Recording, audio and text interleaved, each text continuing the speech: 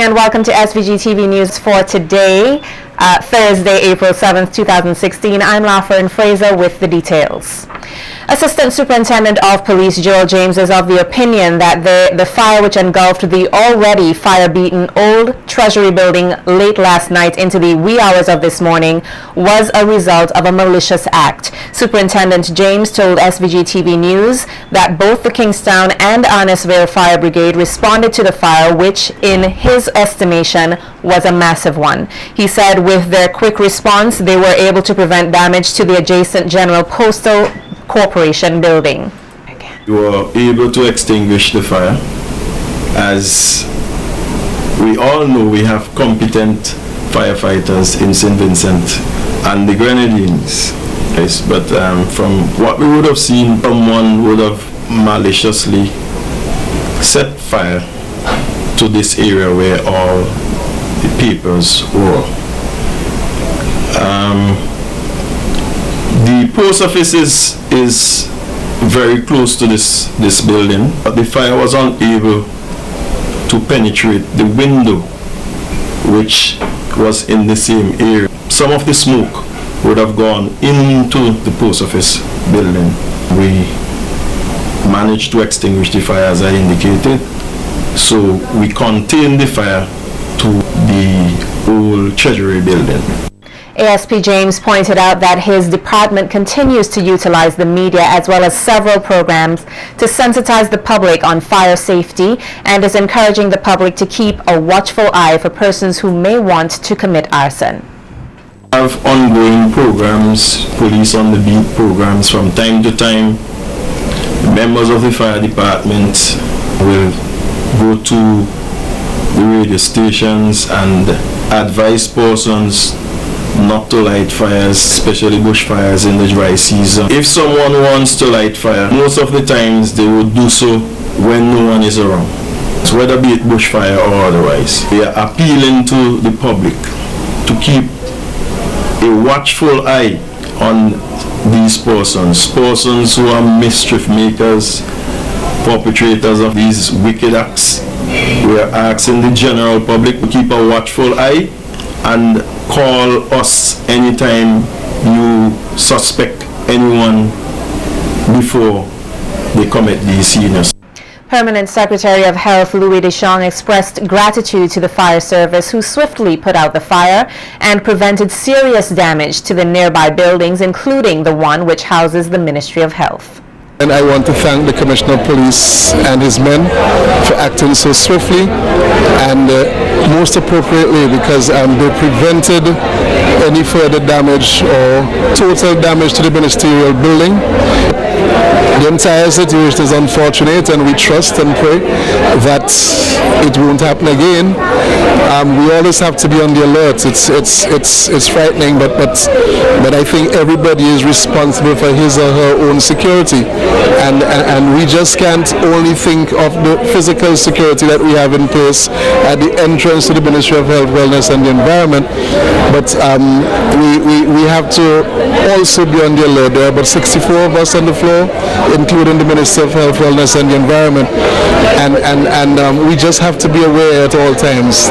Tragedy struck at Rawaku today, where 23-year-old Mariah Theater George of Belair lost her life. According to the police, Mariah and her common-law husband, Romano Rodriguez, along with his sisters and relatives, were fishing at the beach at around 11 a.m. when Mariah went to take a swim and began to experience difficulties in the water. Mariah was swept out to sea by the undercurrent and drowned. The RSVG police are carrying out investigations into the incident.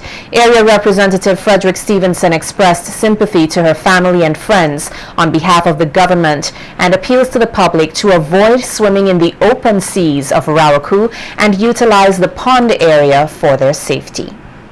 As parliamentary representative for this area, South Windward and Waraku, I know we have a pond that we have constructed here and developed. I want to encourage our people when they come to Waraku. We know that these waters here outside of the pond are dangerous waters with terrifying undercurrents, And please, let us, for the better of us, use the pond and do not use the open seas. I know that we have had many tragedies in this area, and I want to appeal to our people. Please, if you come to Warako, please use the pond. Don't use the open shore. Please, let us think about ourselves first of all. A health issue that is becoming more and more common in SVG is diabetes, and it's affecting Vincentians of all ages. It has been noted that many persons with the disease do not know how to take care of their bodies and end up at risk due to bad health care. Speaking at the Diabetes Health Fair today in commemoration of World Health Day, Minister of Health, Wellness and the Environment Luke Brown says there are many Vincentians suffering from this incurable disease, which is a main cause of deaths in SVG. I mean, when we consider the burden of this problem, as we speak now, about 1,500 people in St. Vincent are suffering from diabetes. And based on the figures from 2014, diabetes is the third leading cause of death in this country. So you could see that we would be able to make some great progress in the direction of reducing mortality and morbidity if we are able to beat this problem. Foot care specialist Janice warns diabetic Vincentians to take care of their feet, as consequences of not doing so may result in amputation. Senior nutritionist of the Ministry of Health, Wellness and the Environment, Joyce Burgin, also warned diabetics to watch their nutrition and eating patterns. Diabetes is a chronic non-communicable disease, and this is where you have glucose in the system. If it's not taken care of, it can lead to several complications, of which my field is the foot.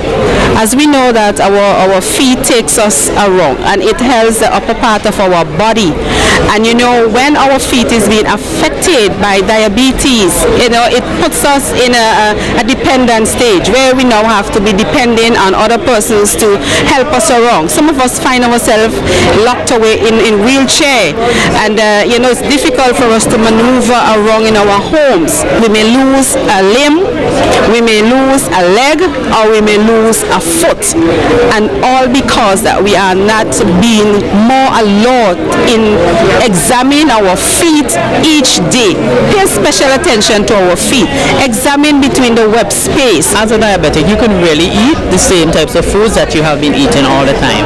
The foods that you have to really monitor and try to avoid would be the refined carbohydrates, the sugary foods, etc., because those are the ones that are going to be spiking your blood glucose levels. It is these spikes that you have to be worried about as a diabetic. The really real issue is that you manage how you eat throughout every single day.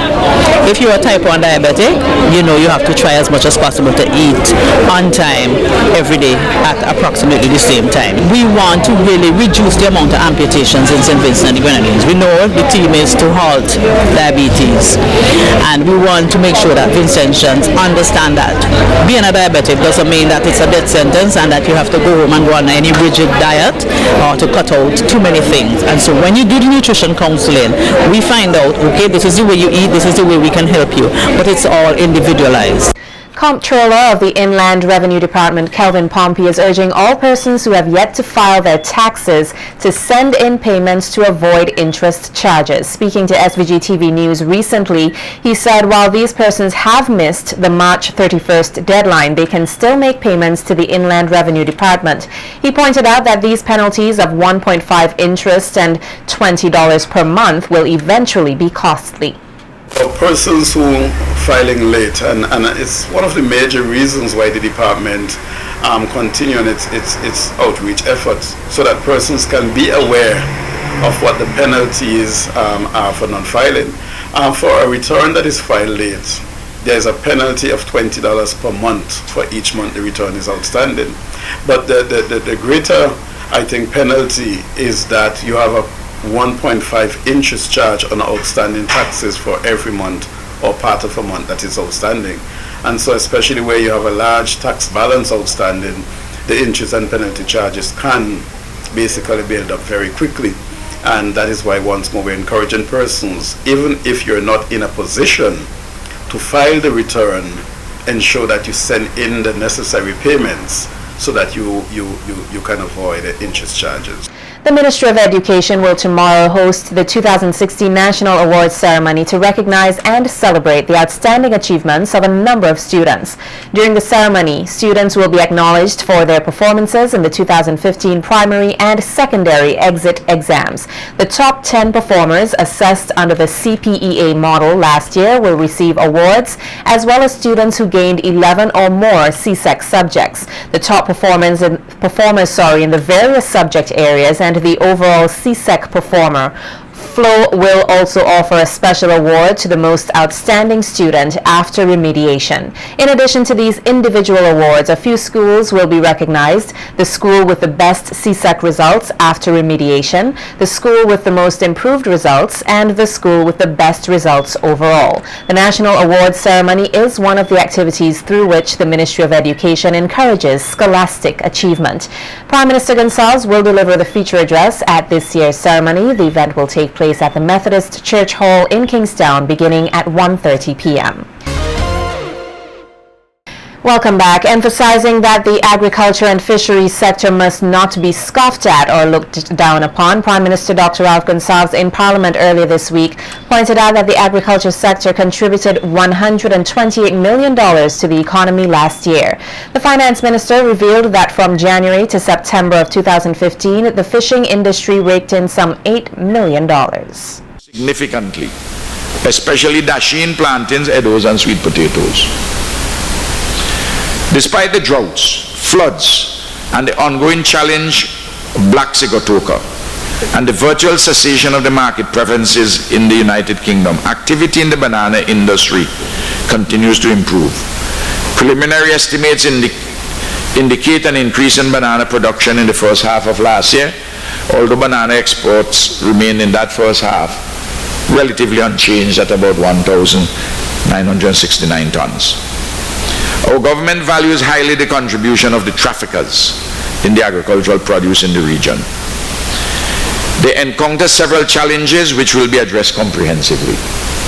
Accordingly, an interministerial committee has been set up to address these in tandem with the traffickers, the farmers, and the shippers.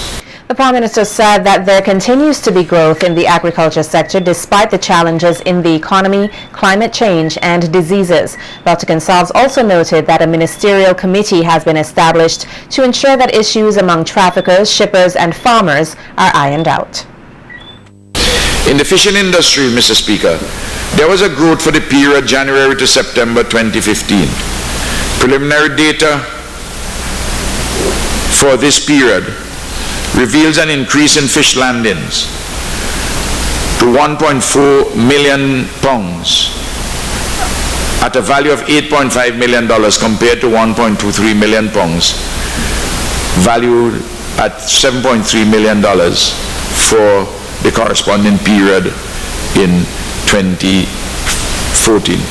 Mr. Speaker, in 2014, the contribution of agriculture and fisheries to the economy of St. Vincent and the Grenadines at market prices is $128 million. A big number.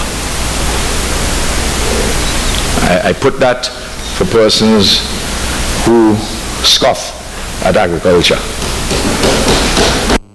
The ULP government is dedicated to the security and price stability of energy for SVG.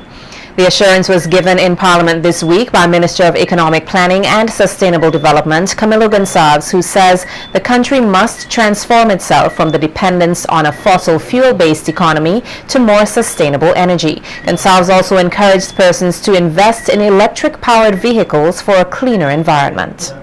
Of you who drive through both North Central Windward and North Leeward will see the new pipes that are collected. We are upgrading our hydroelectricity plant, which will make hydroelectricity more efficient in St. Vincent and the Grenadines. We have a solar array at Lomans, and we have additional plans to increase solar. We have driving around Kingstown right now an electric car, and we have a solar-powered charging station for that electric car.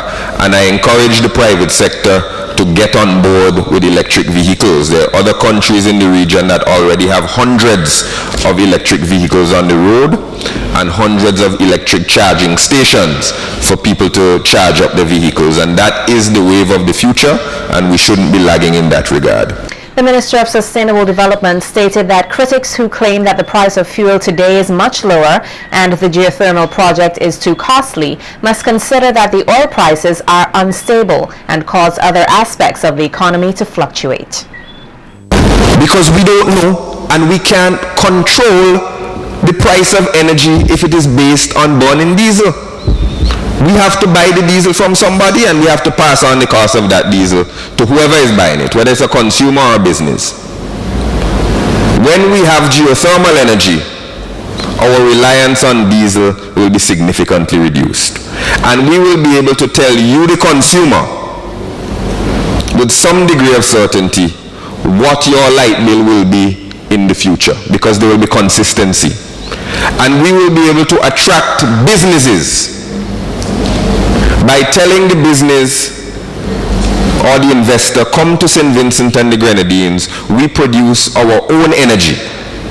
Between geothermal energy and hydro energy and solar energy, we produce our own energy. So we can tell you that there will not be massive peaks and valleys in the cost of energy. So you will be able to predict with some level of certainty how much of your budget you must dedicate to energy costs.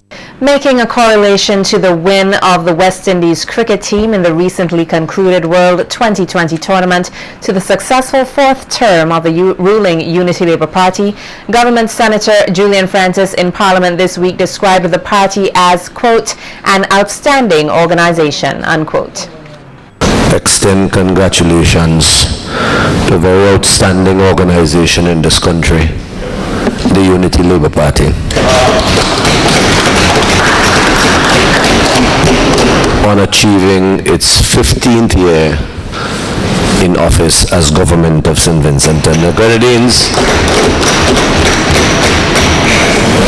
and like Brathwaite, 4 sixes in a row to win the championship for the West Indies. We won 4 consecutive elections, 4 in a row, to take us into a 4th term. Senator Francis, who is also General Secretary of the 15-year-old Unity Labour Party, says they continue to thrive regardless of adversity and expressed gratitude to supporters. Despite all the challenges that seem to be appearing on the results of our last election, the majority, by far, of the voters of St. Vincent and the Grenadines continue to express full confidence in the Unity Labour Party taking the management of this country forward. I therefore extend heartiest congratulations to the leaders and the members, supporters, and all those who continue to vote for the Unity Labour Party. Congratulations on your 15th anniversary in government. Prime Minister and leader of the Unity Labour Party, Dr. Gonsalves, also thanked the people for their support and promised that there will be more celebratory events soon. Thank the people of St. Vincent and the Grenadines, acting under the guidance, suzerainty of Almighty God, for putting us in office on 4 successive occasions and for us to celebrate our 15th anniversary. There would be an occasion, no doubt, which when the party will celebrate, but the acknowledgement must be made of this remarkable achievement. We must do so in this honorable house. Vincentian entrepreneur Mikhail Akers has launched this country's first ever online marketplace, Island Trade and Services. The launch took place on social media site Facebook on April 2nd in the form of a website unveiling. According to a media release, the initiative was well received by Vincentians online, ramping up 3,000 hits in its first 2 days. The core purpose of the initiative is to provide a free platform for local entrepreneurs and persons in general to expose their products and services. The entrepreneurs are encouraged to use the platform to capitalize on social media as an avenue for promotion, while maintaining traditionally effective promotion avenues such as TV, radio, and print. The launch brings St. Vincent and the Grenadines in line with other Caribbean countries such as Barbados, Jamaica, and Trinidad and Tobago, which have such initiatives. Persons can visit www.carits.com or www.carits.com to view the online platform.